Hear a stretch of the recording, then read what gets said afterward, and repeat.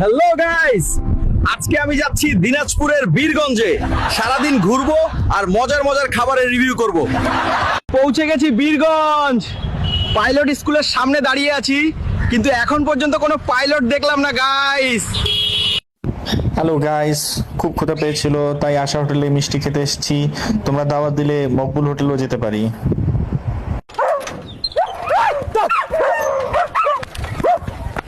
দারোয়ান বেটা দৌড়ানি দিল রে গাইস। হ্যালো গাইস, আমি এসেছি বীরগঞ্জের স্লুইস গেটে।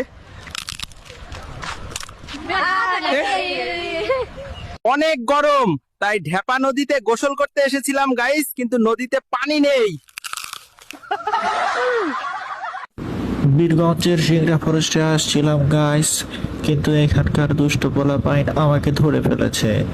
তোমরা আমাকে দ্রুত এখান থেকে উদ্ধার করে নিয়ে যাও গাইস। ভাই, হালিমগড়টা কোন দিকে যাব? একটা পোস্ট দেন ভাই, ভাইরাল হইবেন। হ্যালো বীরগঞ্জবাসী, তোমাদের ভালোবাসা কোনোদিন ভুলবো না।